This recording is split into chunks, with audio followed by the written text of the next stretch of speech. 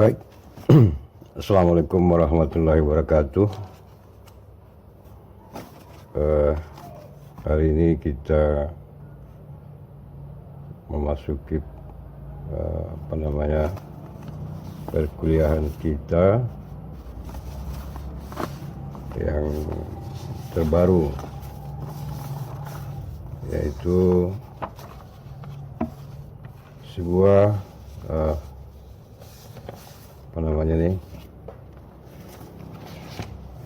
mata kuliah baru ya, mata kuliah baru mungkin yang untuk perguruan tinggi memang selama ini mungkin diberikan yang lain, tapi kali ini saya Yakub Huta Barat menjadi pengasuh dari mata kuliah etika bisnis untuk kali ini. Saudara sekalian,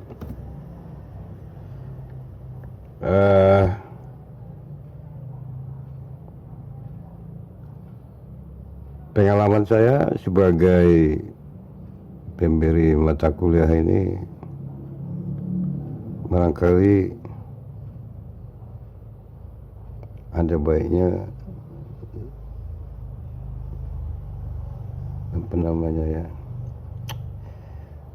dari pengalaman saya menjual sebuah makanan-makanan siap saji gitu, yang selama ini saya pasarkan, tapi barangkali dalam kondisi COVID ini ya otomatis mandek lah gitu.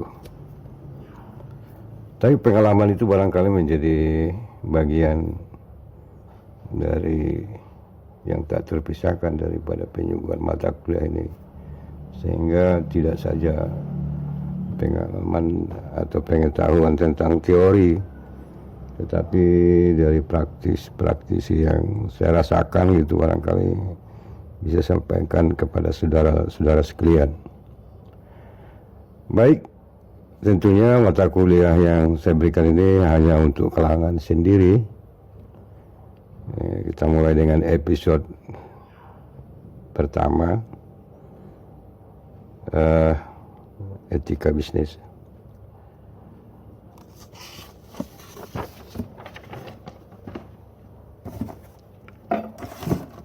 Baik, etika bisnis, etika gitu ya. Kalau etika itu, kata etika ini berasal, ini kayaknya nggak lurus ini ya, seperti ini, berasal dari bahasa Yunani. Kita mulai dulu ya, bahasa Yunani kuno yang kira-kira tulisannya seperti ini, ethos, yang artinya adalah kebiasaan atau akhlak, atau mungkin watak, atau perasaan, atau sikap, atau cara berpikir. Ya, kira-kira ini pengertian daripada ethos itu dari bahasa Yunani. Ya, etika yang diambil dari bahasa Yunani ethos gitu ya. Tapi menurut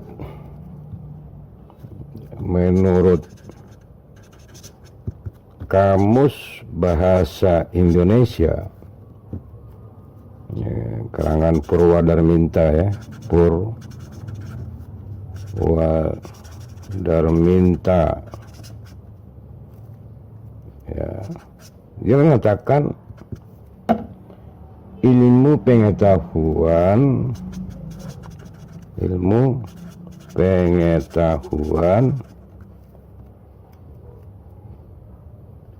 ajas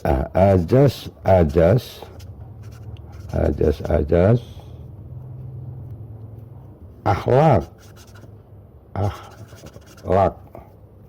atau moral. Ini menurut Kamus Bahasa Indonesia Purwadarminta. Kemudian kalau menurut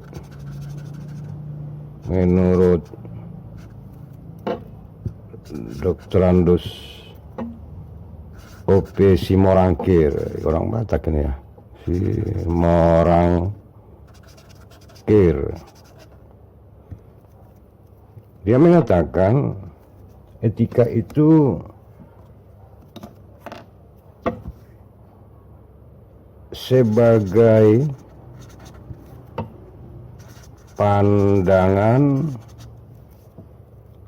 pandangan manusia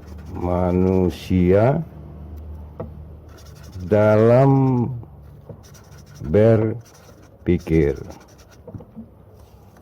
itu berperilaku gitu, pandangan manusia dalam berperilaku, bukan berpikir ya. Tapi berpikir itu perilaku ya, tapi lebih luas ya. Dalam berperilaku menurut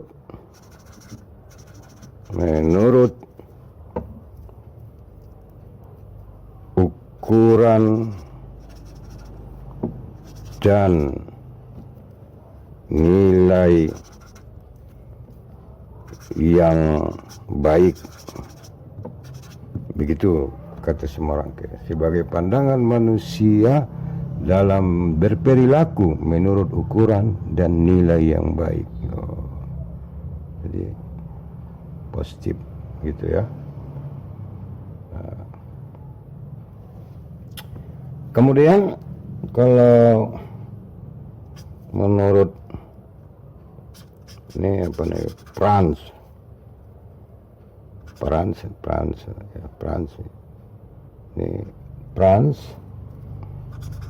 Magnus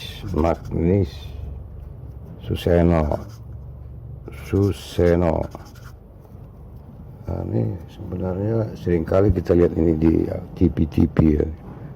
Ini warga Indonesia tapi keturunan Barat, orang Jerman apa orang Belanda nih. Sering kita lihat tampil di acara-acara TV nih.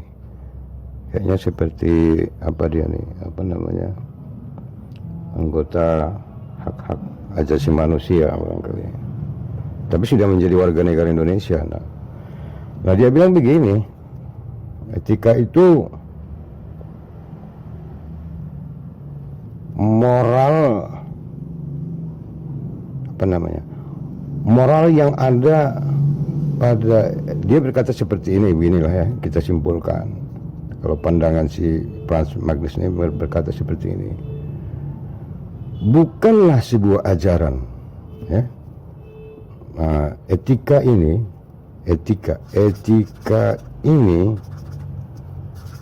bukanlah sebuah ajaran.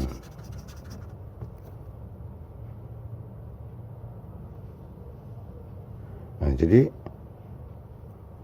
kata dia, dia sepakat bahwasanya etika ini moral. Nah, ya. Etika itu moral gitu ya, yang ada pada diri gitu ya, tapi bukanlah sebuah ajaran gitu. Ya maksudnya mungkin paham ya,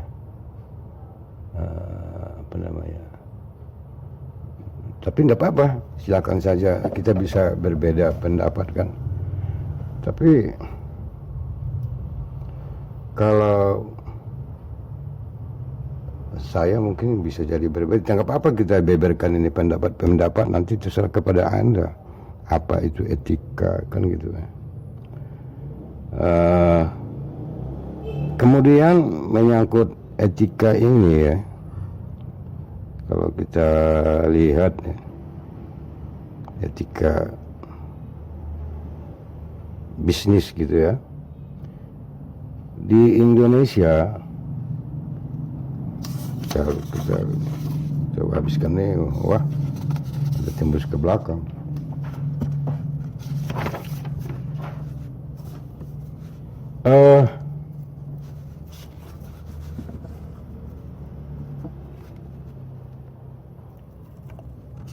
Di Indonesia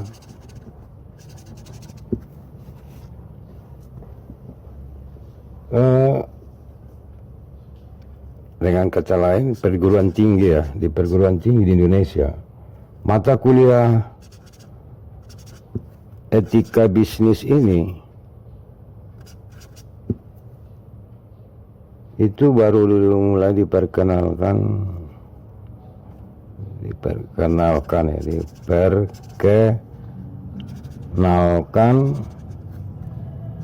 sejak 2003. Itu dia mulai diperkenalkan gitu ya, dan akhirnya semakin banyak dan ke seluruh wilayah. Dan kalau tidak salah itu tahun 2005, pada tahun 2005 ya, itu berbagai penelitian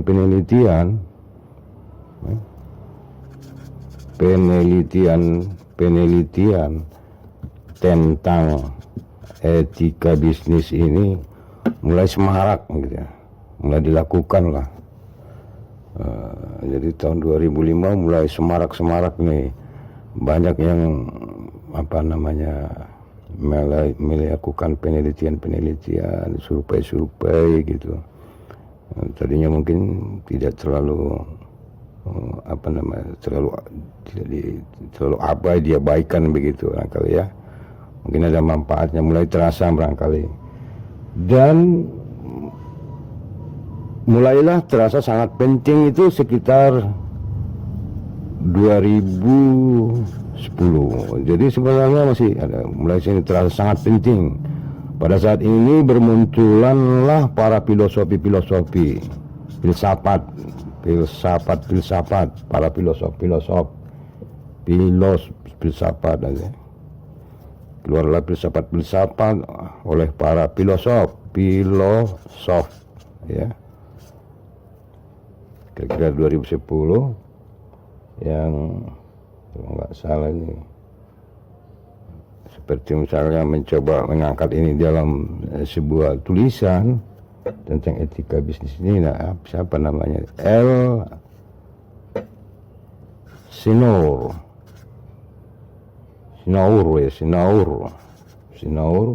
Yosefus, kira-kira seperti ini kalau nggak salah namanya. Jadi pada tahun 2010 para filsafat mencoba mengangkat ini lebih dalam lagi, sehingga etika ini sudah menjalar melebar gitu ya. Ada yang ke hukum, ada yang ke politik. Jadi bukan hanya di ekonomi saja, apalagi ekonomi kan gitu, apalagi di bisnis praktisi kan gitu. Karena memang semakin karena dia ilmu terapan gitu. Nah itu kira-kira sebagai historis ya tentang etika ini. Itulah etika bisnis. Tapi kembali kepada awal tadi ya, kalau menyangkut sejarah, sebenarnya sejarah dari selama peradaban ada manusia, etika ini sudah ada. Jadi kalau menurut pendapat saya ya, oke lah dia tidak merupakan sebuah ajaran, tetapi ajaran itu ajaran, paham maksud saya di sini ya, apakah agama gitu, agama ya, itu mempengaruhi sikap gitu. Oke lah, moral itu bukanlah ajaran, tetapi ajaran mempengaruhi moral, kan gitu. Moral mempengaruhi etika dan etika bisnis tentunya, kan gitu, secara spesifik. Begitu menurut pandangan saya. Kenapa saya katakan demikian? Sebenarnya ya, apalagi fokus dengan etika bisnis, tentang bisnis ya, bisnis perniagaan. Sebenarnya dalam kitab suci Al-Quran pun diperkenalkan juga. Itu yang di setiap ada acara-acara di kampus kita itu, di Al-Wasliyah, itu ada sebuah surat itu. Maukah kamu kuperkenalkan sebuah perniagaan, kan gitu ya. Hal alulakum ala tijaratin, dan lanjutnya saya kurang hafal, kira-kira seperti itu lah. Ya, kan, sebagai kita yang di bawah naungan pendidikan Al-Wasliyah, saya pikir pasti kita tahu itu. Artinya dalam ajaran-ajaran pun diperkenalkan perdagangan ya. Ya. Malah kalau kita lebih korek lagi ya, itu di apa namanya, suku Madian ya barangkali ya. Kalau Anda ingat di suku Madian, cerita tentang suku Madian atau kaum Madian dan Aikah. Ini diceritakan dalam Al-Quran itu. Kalau nggak salah tuh Al-Quran tentang Quran ayat berapa ya? Misalnya 89 barangkali ya, nanti coba dicek itu. Di sana dikatakan tegakkanlah keseimbangan itu dengan adil. Jadi equilibrium itu sudah dijelaskan di sini dia. Equilibrium, keseimbangan gitu. Nah, etika, kan etika itu. Kalau kita memahaminya equilibrium konsumen, equilibrium produsen. Tetapi ini tegakkanlah keseimbangan itu dengan adil. Jadi ini sudah jangan kamu merugikan keseimbangan itu. Jadi udah di sini udah ditulis dia, apa namanya, tegakkanlah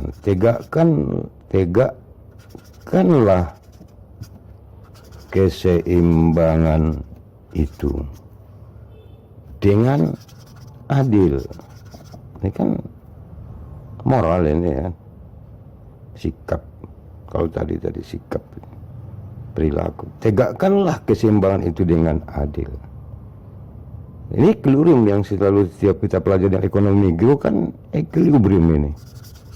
Equilibrium. Dalam ekonomi mikro itu selalu kita kupas-kupas ini. Dan jangan kamu mengurangi keseimbangan itu. Nah, jadi sudah ada. Jadi,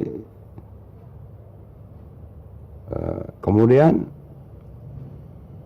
kalau kita baca lagi tuh riwayat tentang suku Madian ini dan Aikah ini di zaman apa nih? Di zaman Nabi Syuaib ini. Syuaib. Ya.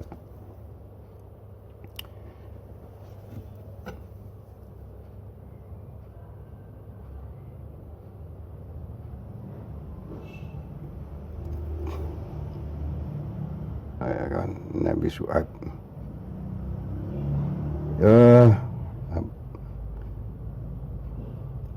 Dikatakan lagi di situ, sempurnakanlah. Ada banyak lagi tuh, kita kutip lagi itu ya, kalau nggak salah lagi.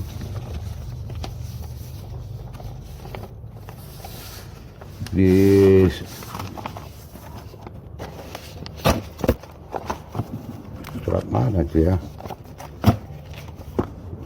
Oh iya, Quran surat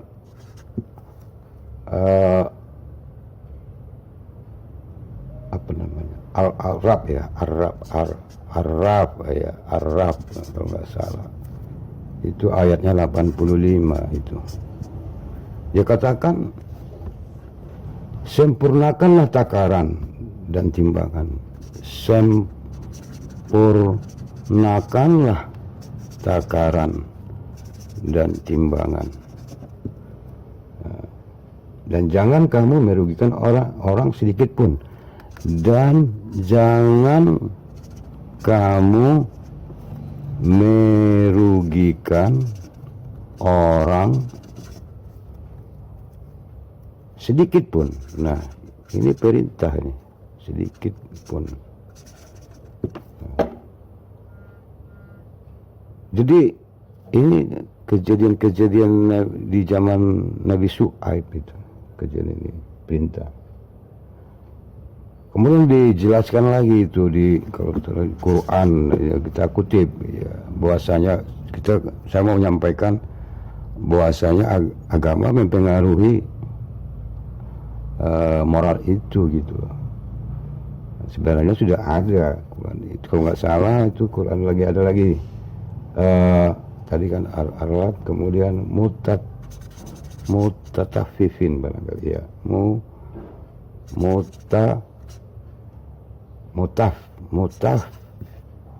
mutafifin ya, mutafifin 1 sampai 3 kalau nggak salah itu.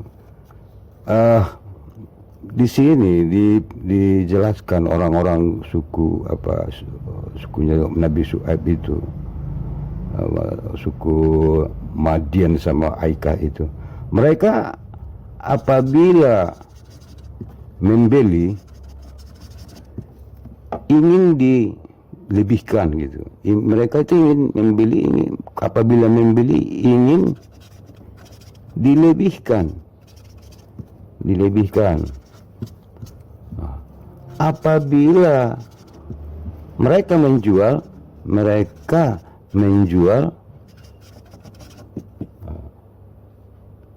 itu mereka kurangi gitu.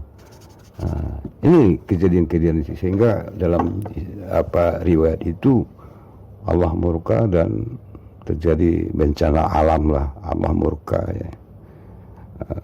Silakan dibuka kembali itu.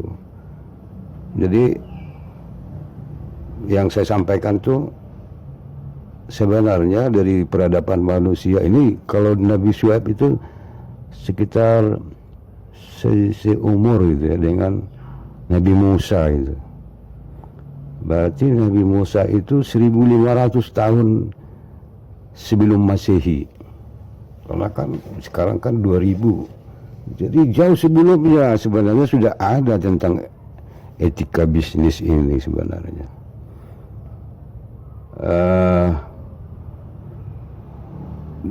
Kemudian lagi sebelum itu kejadian tentang Nabi Yusuf kan. Nabi Yusuf itu kan diperjualbelikan itu kepada orang Mesir. Manusia dijual belikan, ya kan?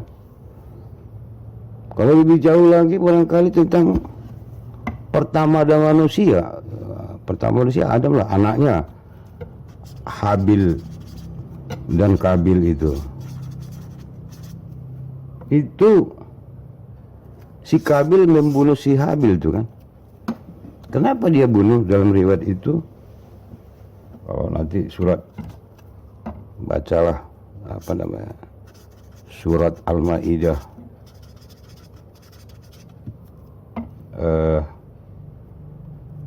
ayat 27 barangkali ya.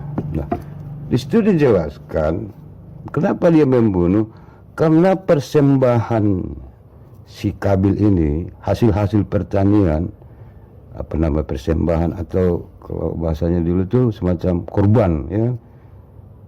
Allah tidak menerimanya karena dia mempersembahkan itu tidak tidak tulus gitu. Kabil memberikan itu tidak tulus dengan mempersembahkan hasil pertanian yang sudah agak busuk kan gitu kira-kira. Jadi ditolak, Habil diterima. Akhirnya Kabil benci sama si Habil, iri. Jadi menyangkut moral gitu, etika ini sudah ada sejak manusia ada. Jadi sebenarnya kita terlambat sebenarnya ya. Seharusnya sudah sejak lama etika ini masuk menjadi bahan perkuliahan. Itu kira-kira pandangan saya tentang etika bisnis yang kali ini kita masuki. Selanjutnya mungkin akan kita coba dalami lagi ya tentang etika bisnis ini. Baik, tadi sudah kita sampaikan tentang sejarah kan gitu ya, dan kita coba napak jelas dari seluruh peradaban manusia gitu sampai ke peradaban manusia pertama kan gitu. Kita tunjukkan itu tadi di beberapa ayat-ayat. Sebelum kita lanjut, ini sebenarnya tadi ini apa nih? Surat Ar-Rahman ini ya, sebelum kelupaan. Ini Quran surat Ar-Rahman ini, Ar-Rahman ya. Baik, tadi ada yang terputus.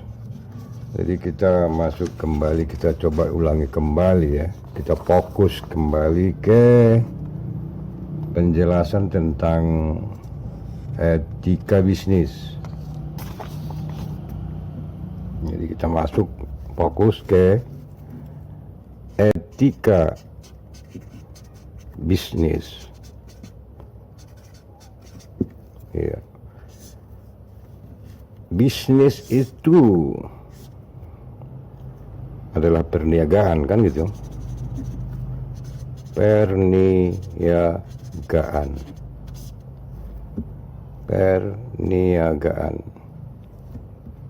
Perniagaan ada karena ada dua kubu. Ini menurut kalau kita kita pilah gitu. Masih ada di satu pihak produsen ya, produksi gitu ya, produsen, dan di pihak lain ada konsumen.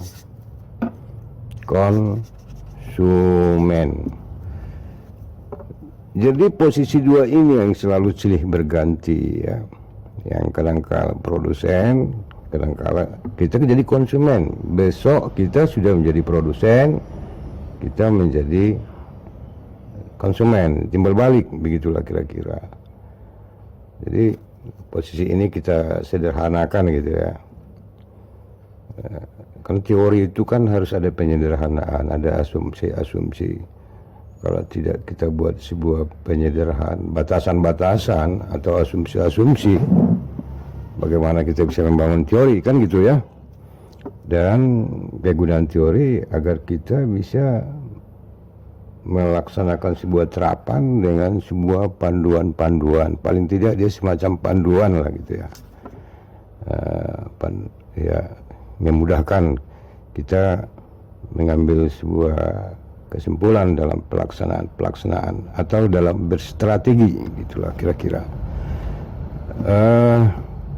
Jadi makanya kita sederhanakan ini menjadi dua sebenarnya. Di satu pihak produsen, atau bisa kita sebut ini penyedia atau supplier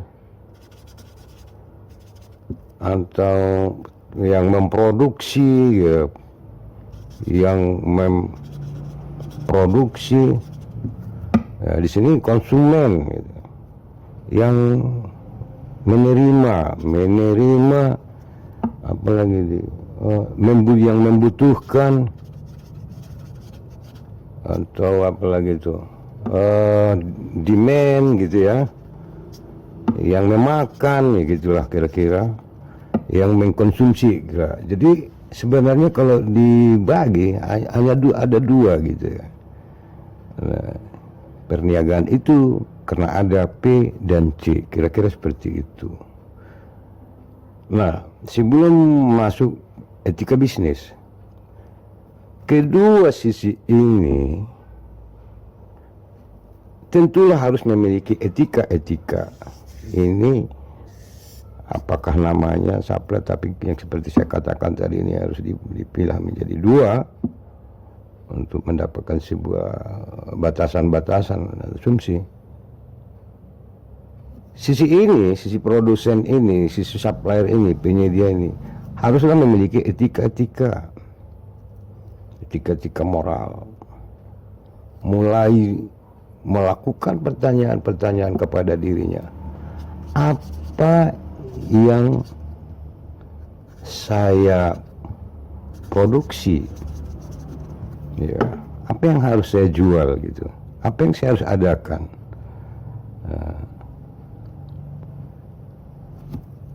Bentuk apa dia? Bentuk apa dia?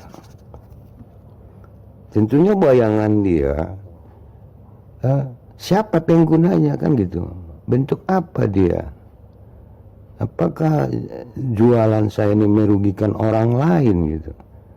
Jadi harus ada di sisi dia pemikiran-pemikiran apa namanya, yang diproduksi itu memang dibutuhkan orang banyak gitu.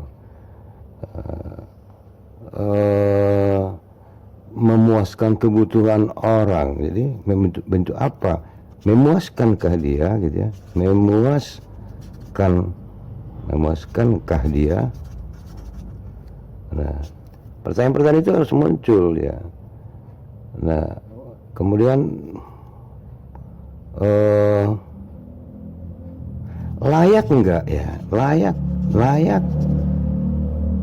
Layak tidak kan gitu.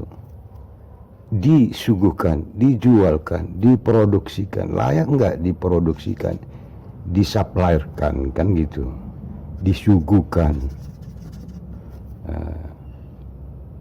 Karena belum tentu yang kita suguhkan itu, atau menurut kita saja ukuran itu baik pada orang kan gitu. Jadi ukurannya apa?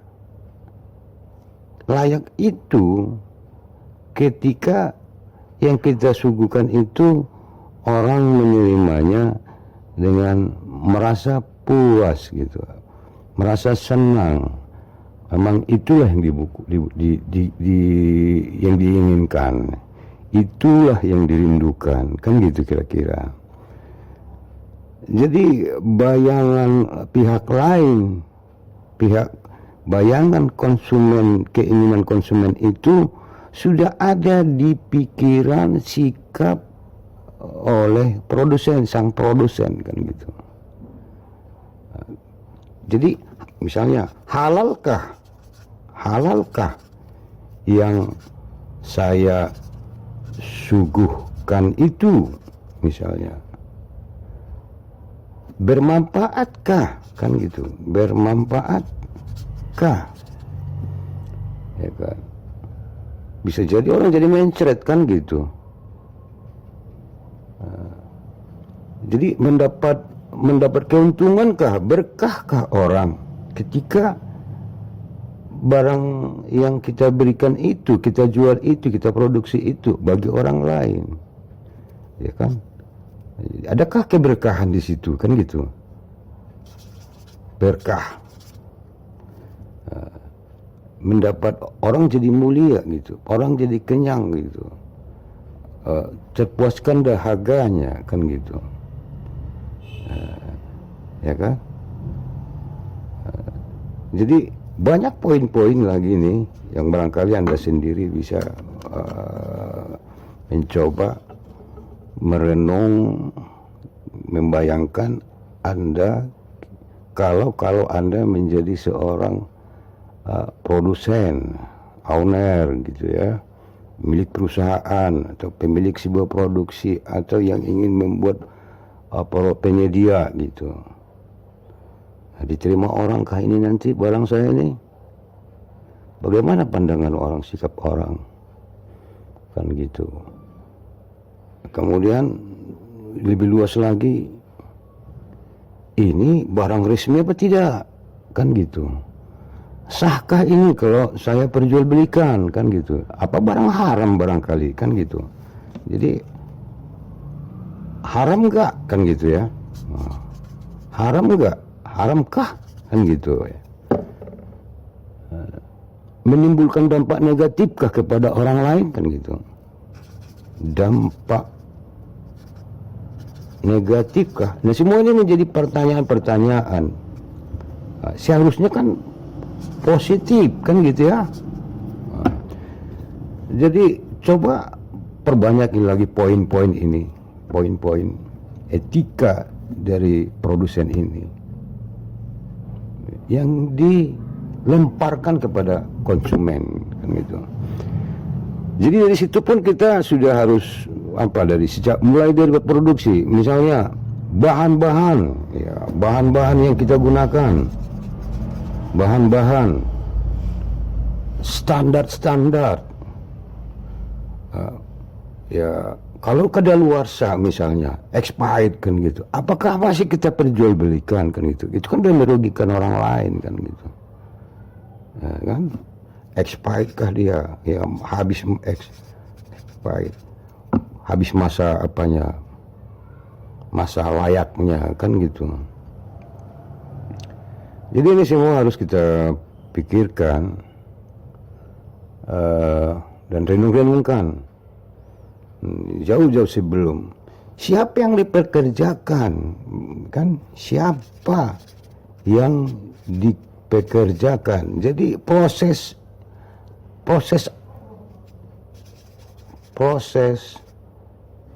input itu sudah kita pikirkan jauh-jauh sebelum gitu ya. Apakah kita membuat tenaga kerja yang di bawah upah minimum, gitu ya. Apakah kita semata untuk mendapatkan laba tok, tidak peduli orang lain gitu, tidak peduli tenaga kerja. Apakah barangnya itu kita peroleh dari hasil curian kan gitu. Nah, itu banyak lagi. Ini tugas Anda nih nanti ini, memperbanyak ini sebanyak-banyaknya dan mencoba merenungkan apa-apa saja kita kira-kira. Demikian juga di konsumen juga, ya kan? Ada etika juga di situ. Jadi kalau ini kita sebut semacam poin-poin etika produsen ya, kita sederhanakan ini lambangnya produsen ini, poin etika. Di sini juga ada poin-poin juga, poin etika konsumen gitu ya. Nah, banyak nih. Misalnya seorang konsumen atau penerima ketika sedang untuk melakukan perniagaan, bagaimana dia berjanji gitu, meminta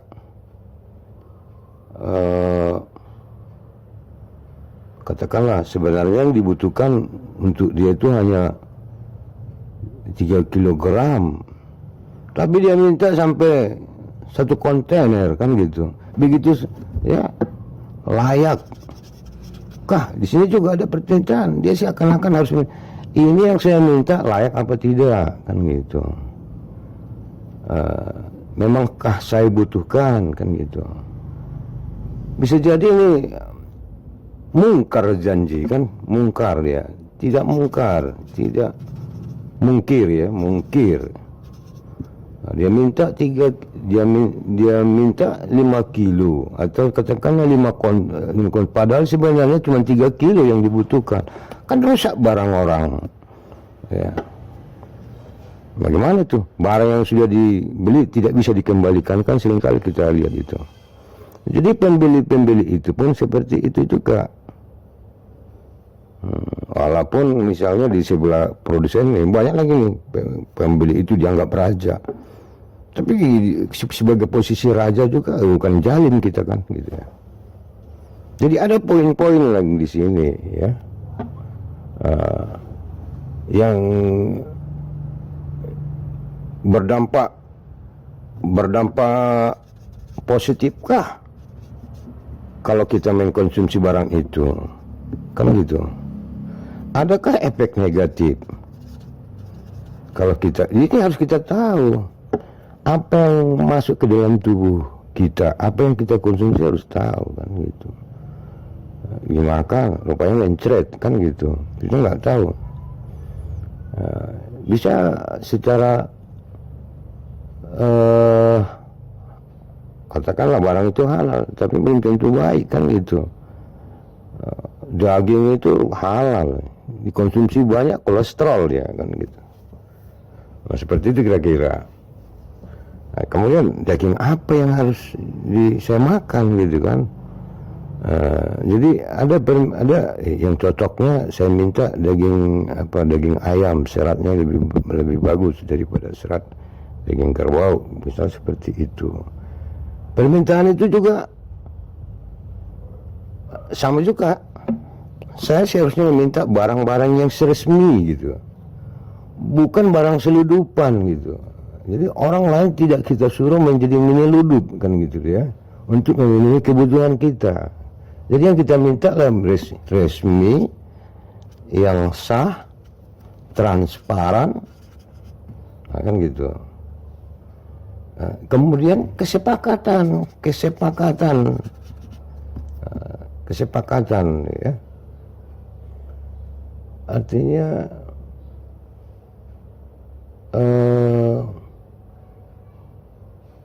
juga tentunya yang kita bayangkan itu mudah kita peroleh kan gitu, mudah. Selain mudah kita peroleh, juga harus sah kan gitu, mudah kita peroleh.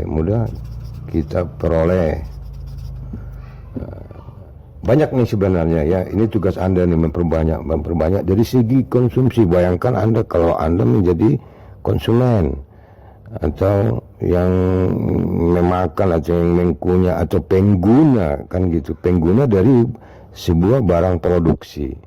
Apa yang Anda harapkan dari seorang penjual, kan gitu. Apakah Anda minta yang tidak terjual kan gitu? Tentu yang Anda minta yang tersedia kan gitu ya. Saya kira ini bisa Anda perbanyak ini, itu dulu. Jadi nanti akan kita teruskan. Yang paling penting poin-poin ini. Jadi ada poin etika produsen, ada poin etika bisnis. Poin-poin inilah nanti kita akan perjelas lebih lanjut ya. Jadi sekarang tugas Anda untuk memperbanyak ini dulu. Renung-renungkan, buat posisi Anda kadang-kadang di sebelah produsen, kadang-kadang posisi Anda di posisi konsumen. Dengan itu Anda bisa memahami sebenarnya apa itu etika bisnis. Karena seperti kita katakan tadi di atas kan, tidak ada perdagangan kalau tidak ada dua kubu ini. Nah, niaga itu harus ada seperti ini. Ada dua pihak gitu. Jadi bayangkan Anda berada di pihak mana, kemudian Anda tuangkan poin-poin ini, kemudian juga Anda berada di pihak konsumen, misalkan bayangkan poin-poin apa yang layak, sikap-sikap Anda sebagai seorang konsumen. Nah, saya inginkan yang halal gitu ya, dari dia. Saya inginkan dia tidak menipu saya inginkan apa yang konsumsi ini tidaklah ditipunya saya. Jadi istilahnya ini itu tadi dari sejarah kita, keseimbangan kan gitu ya. Seperti yang kan saya ketika kita menjadi pembeli ingin kita dilebihkan. Nah, sebenarnya ini salah satu persoalan sebenarnya.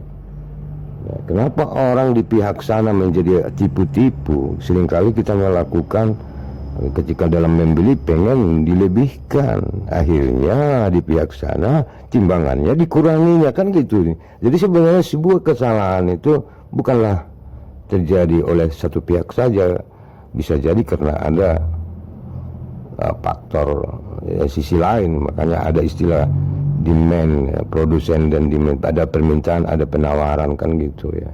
Orang akhirnya bersilat-silat atau bersikap-sikap, bersiasah-siasah. Siasahnya bukan positif, tapi siasah negatif, kan gitu. Baik, saya kira sampai di sini dulu untuk sesi ini. Tugas Anda untuk memperbanyak ini. Yang penting perbanyak dulu poin etika produsen, perbanyak poin etika. Dan selanjutnya barangkali tugas Anda untuk mereview apa yang saya sampaikan dari sejak awal. Tulis itu, ketik itu, ya, ketik dengan bagus. Nah, ini langsung, kan gitu ya. Kemudian juga banyak lagi baca-baca buku yang lain, karena yang saya sampaikan ini hanya secuil, tidaklah menjadi inilah semata-matanya etika bisnis itu, tidak. Anda bisa membaca buku-buku yang lain, tapi paling tidak ya, apa yang saya suguhkan ini bisa membantu Anda lah untuk memahami etika bisnis itu apa, kan gitu ya. Saya kira itu barangkali. Jadi dengan demikian bisa kita katakan poin-poin etika bisnis ini dengan poin-poin etika produsen dengan poin etika poin etika konsumen ini akan membentuk dia etika bisnis. Nah, itu kira-kira ya. Jadi setelah kita pilih, kita lihat poin-poin di sini, poin-poin di pihak produsen, poin-poin di sini, semua poin-poin ini artinya pihak ini akan membaca keinginan konsumen. Konsumen akan membaca ketersediaan yang ada di pihak produsen, supplier. Jadi dengan demikian akan terjadi etika produsen yang setara, seimbang dengan poin etika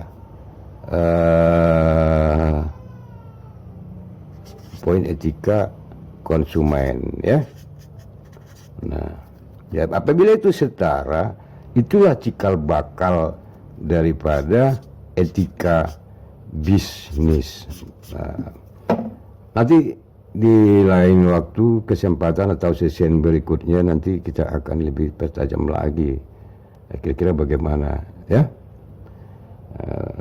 Saya kira itu dulu, barangkali sampai di sini sebagai kuliah kita di sesi pertama ini. Mohon maaf atas segala kekurangan. Terima kasih atas perhatian Anda. Assalamualaikum warahmatullahi wabarakatuh.